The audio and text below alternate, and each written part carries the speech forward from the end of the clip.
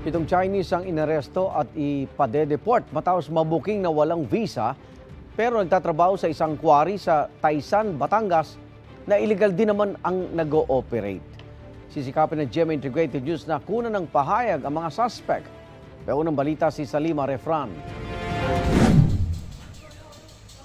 Nasa gitna ng quarrying operations sa Taysan, Batangas nang arestuhin ng Bureau of Immigration Intelligence Division ang 7 Chinese nationals. Illegal po ang kanilang pagmimina at wala pong mga proper visas itong mga individual na ito. Talagang nakalbo na po yung area at natibag na po nila yung mga matataas na area doon dahil dun sa kanilang mining operations. So nakikita natin mga ilang buwan na rin umaandar itong kanilang operations in that area.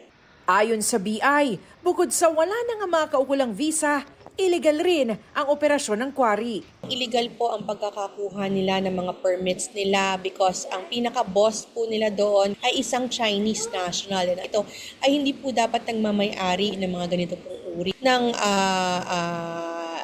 trabaho or business. So tingin po natin, meron po mga kakuntsaba ito sa kasamaang palad na ilan po sa mga kababayan natin na maaari pong ginamit ang mga pangalan nila upang makapag-establish po ng mga ganitong companies.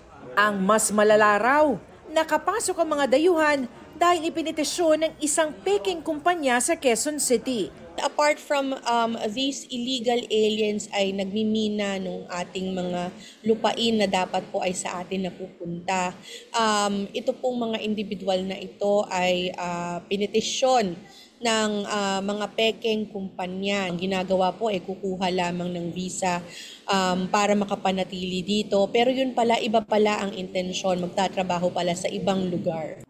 Maharap sa deportation ang mga nahuling Chinese nationals. Nagsasagawa naman ng malalimang investigasyon ng Department of Justice sa pagdami ng mga dayuhang nakakapasok sa bansa sa pamamagitan ng mga peking kumpanya.